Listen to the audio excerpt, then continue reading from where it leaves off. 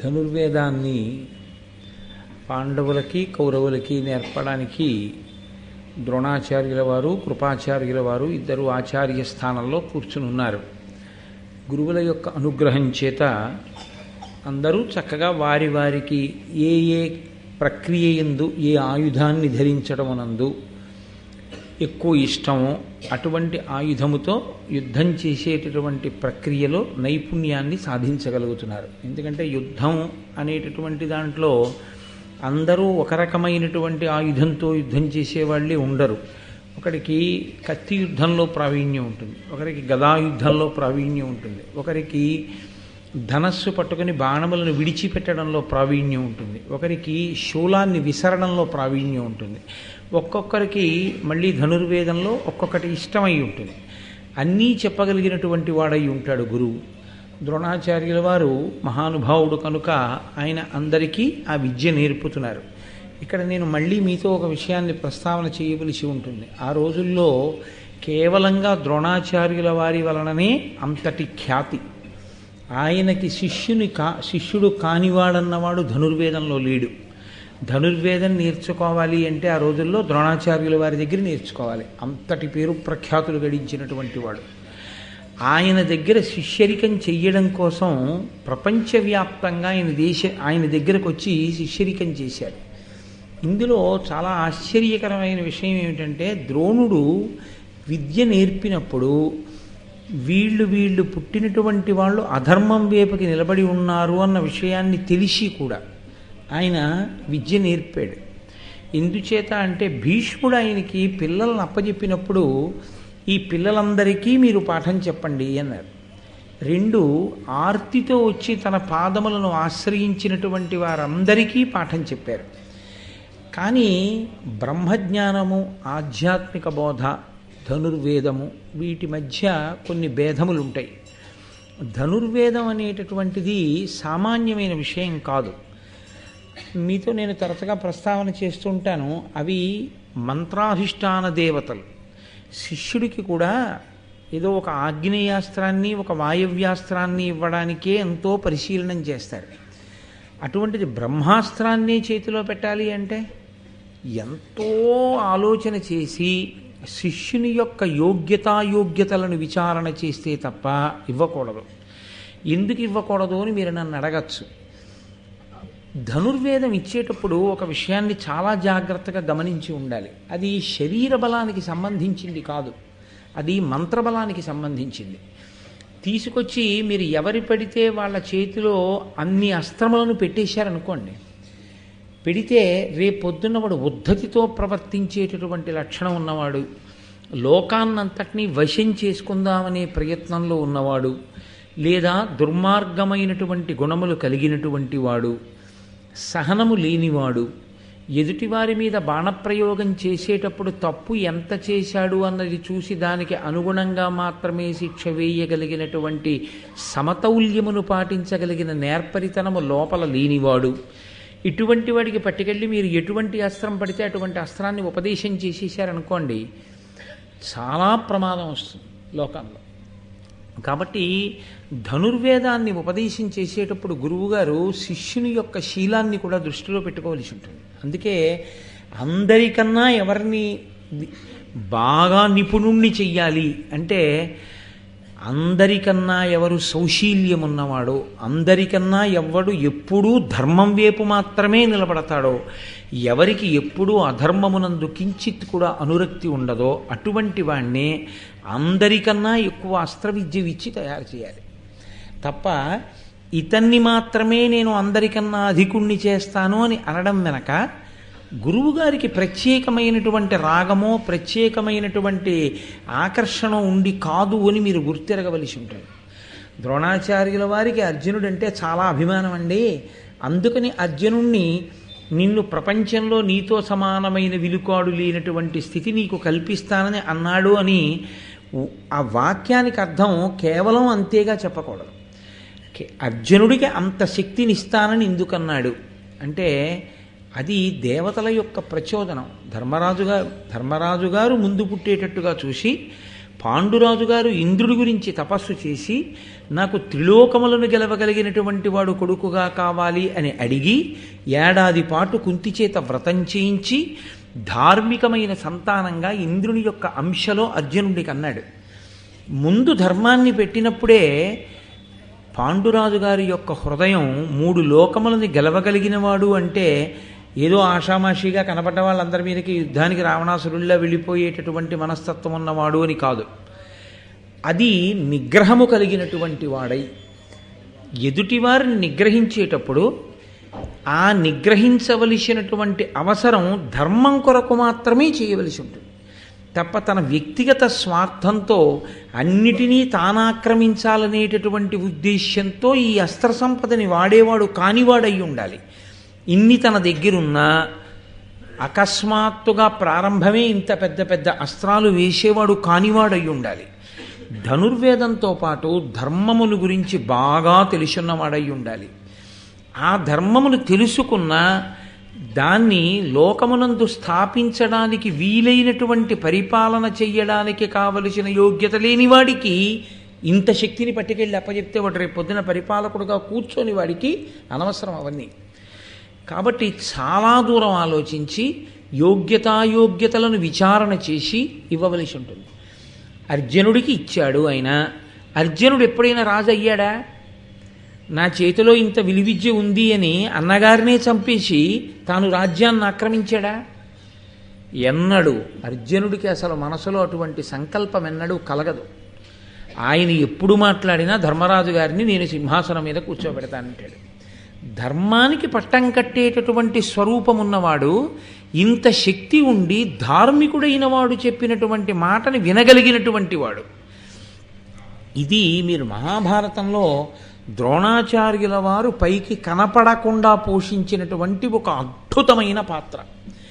ద్రోణాచార్యుల వారు కానీ ఎక్కడైనా పొరపాటు చేసి ఉంటే యోగ్యతాయోగ్యతలను విచారణ చెయ్యకుండా అస్త్ర సంపదని వ్యక్తిగత రాగద్వేషములను అనుసరించి ఇచ్చి ఉంటే మహాభారతము యొక్క స్వరూపమే వేరుగా ఉంది. ఎందుచేత అంటే అప్పుడు ఆ వ్యక్తిని నిగ్రహించడం చాలా కష్టం. అంత ధనుర్వేదం ఆయన చేతిలోకి వెళ్ళిపోయిన తర్వాత అతన్ని ఓడించడం, అతన్ని నిలబెట్టడం ఎవరికి సాధ్యం కాదు. ఇంత ధర్మాత్ములైన పాండవులు కూడా ఒక దుర్మార్గుడి చేతిలోకి వెళ్ళి పడిపోయింది అనుకోండి, ధనుర్వేదం అంతా ద్రోణాచార్యుల వారి దగ్గర ఉన్న శక్తి అంతా వెళ్ళట్టు పడిపోయింది అనుకోండి, పడిపోతే అప్పుడు ద్రోణాచార్యుల వారికి కూడా ఇబ్బంది వస్తుంది వాడిని నిగ్రహించడం. అందుకని ఎప్పుడూ అసలు మనసు అధర్మం వైపుకి తొట్టుపడనటువంటి వ్యక్తి ఎవరుంటాడో అటువంటి వ్యక్తికే ఇవన్నీ అప్పచెప్పాలి. ఇందులో రాగద్వేషములకు ఎంత అతీతంగా ప్రవర్తించవలసి ఉంటుందంటే, కన్న కొడుకైనా సరే ప్రతిరోజు అడిగినా సరే, నాన్నగారండి నాకు ఫలానాది ఇవ్వండి అని అడుగుతున్నా సరే ఇవ్వని వాడై ఉండాలి. నేను ఇవ్వను. ఎందుకు ఇవ్వకుండా ఉండాలి? అసలు మీరు జాగ్రత్తగా ఆలోచించండి. అశ్వత్థామకి ఇవ్వాలా, అర్జునుడికి ఇవ్వాలా? రాగద్వేషములన్న మాటని మీరు ఆలోచిస్తే ద్రోణాచార్యుడు వారి యందు కొడుకు కన్నా ఎవరు ఉండరు కదండి. పక్షపాతం అన్నది దృష్టిలో పెట్టుకోవాలంటే, నా అంత గొప్పవాణ్ణి చెయ్యాలి అని అనుకున్నాడు అనుకోండి, ఒక్కొక్క అస్త్రం యొక్క మంత్రాన్ని ఉపదేశం చేసేస్తే చాలు, మొత్తం అశ్వత్థామ చేతిలోకి వెళ్ళిపోతుంది. అశ్వత్థామ చేతిలోకి కానీ ద్రోణాచార్యుల వారి దగ్గర ఉన్న అస్త్ర విద్య అంతా వెళ్ళిపోయి ఉంటే ఎంత ప్రమాదం సంభవించి ఉండేది. ఆఖరణ ఉపపాండవులందరి గొంతుకలు నిద్రలో ఉండగా కోసేసినవాడు, దృష్టజుమ్నుడి యొక్క శిరస్సుని కాలితో తన్ని నిద్దట్లో ఉన్నవాడిని చంపేసినవాడు, అంతటి విచక్షణారహితమైనటువంటి పనులు చేసేటటువంటి ఉద్రేక స్వరూపం ఉన్నవాడు, దుర్యోధనుడిని పంచన చేరేవాడు, ఇటువంటి వాడు కాబట్టి నా కొడుకైనా సరే అస్త్ర సంపద వాడి దగ్గర ఉండడానికి వీల్లేదు, ధర్మం వైపుకి నిలబడలేడు. స్వభావమునందు దోషం ఉంది. స్వభావమునందు దోషమున్న వాడికి విద్యంతా ఇచ్చేస్తే నా వరకు బాగుండొచ్చు నా కొడుక్కి ఇచ్చానని, కానీ రేపు లోకములన్నీ ఉపద్రవానికి ఎడతాయి. నా ఒక్కడి స్వార్థం కోసం లోకము నశించకూడదు. ఎవడు ధర్మమును నిలబెడతాడో వాడికిస్తాను తప్ప అధర్మ స్పర్శ కించిత్తున్నా యుక్తాయుక్త విచక్షణ లేకపోయినా అటువంటి వాణ్ణి అర్జునుడి కన్నా పెద్దవాడిగా తయారు చెయ్యను. చెయ్యను అనడంలో అర్థం ఏమిటంటే ఆయన ఇవ్వడు, ఏది అద్భుతమైన అస్త్రమో, ఏది ప్రళయమునే సృష్టించగలదో దాన్ని ఉపదేశం చేయడు ఆయన. ద్రోణాచార్యుల వారి దగ్గర బలవంతంగా ఉపదేశం తీసుకోవడం కుదరదు. ఆయన దగ్గర ఉంది అస్త్ర విద్య. అది సామాన్యమైన విద్య కాదు, ఆయన అనుగ్రహించి ఉపదేశం చేయాలి. ఉపదేశం చేశాడా శిష్యుణ్ణి ఉద్ధరించగలడు. ఆయన ఉపదేశించలేదా అవతలవాడు పొందలేడు. అశ్వత్థామ ఇక తండ్రి మీద ఎంత ఒత్తిడి తీసుకొస్తే ఇచ్చి ఉండి ఉంటాడో ఆయన బ్రహ్మాస్త్రాన్ని. ఆ బ్రహ్మశిరోనామకాస్త్ర ప్రయోగం చెప్పాడు తప్ప ఉపసంహారం చెప్పలేదు ఆయన. ప్రయోగం చెప్పి ఉపసంహారం చెప్పకపోవడం ఎటువంటిదంటే, వంట చేసి అక్కడ పెట్టి నేను వచ్చి పెడతానప్పుడు తిందువు కానీ వండంతో సమానం. వంట అక్కడుంది, వీడికి ఆకలిస్తోంది కానీ తినడానికి అధికారం లేదు. ఒక అస్త్రాన్ని ప్రయోగించడం వచ్చి ఉపసంహారం చెప్పలేదు అంటే దాని అర్థం ఏమిటంటే, నీకు ఉపసంహారం లేదు రాదు కాబట్టి ఆ అస్త్రాన్ని వేస్తే ప్రళయం వచ్చేస్తుంది కాబట్టి అసలు నువ్వు వేయడానికి లేదు. ఆయన ఉపసంహారం చెప్పలేదంటే అశ్వత్థామక ఆ అస్త్ర ప్రయోగమునందు అధికారము లేదు ఆయన చెప్పలేదు. అర్జునుడికి చెప్పాడు. ప్రయోగ ఉపసంహారములను రెండింటినీ అర్జునుడికి చెప్పాడు. అందుకే అశ్వత్థామ ప్రమాదం తీసుకొస్తే అర్జునుడు ఆ ప్రమాదాన్ని గట్టెక్కించాడు, ఉపసంహారం చేశాడు. కృష్ణుడు చెప్తే చిట్ట చివరిలో ఉపపాండవ సంహారం జరిగినప్పుడు.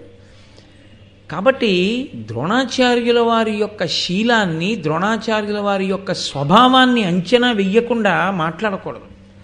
కర్ణుడు దుర్యోధనుడి పక్షంలో నిలబడుతున్నాడన్న విషయం ద్రోణాచార్యుల వారికి స్పష్టంగా తెలుసు. కర్ణుని యొక్క స్వభావం ఎటువంటిదో ద్రోణాచార్యుల వారికి స్పష్టంగా తెలుసు. ఒక గురుస్థానంలో కూర్చున్న వ్యక్తి మొట్టమొదట గల విషయం ఏమిటో తెలుసా అండి? తెలుసుకుని ఉండవలసిన విషయం స్వభావమును ఖచ్చితంగా అంచనా వేయాలి. స్వభావము దిద్దుకోలేడు, ఇతని స్వభావం ఇంతే, దీని నుండి బయటికి రాలేడు.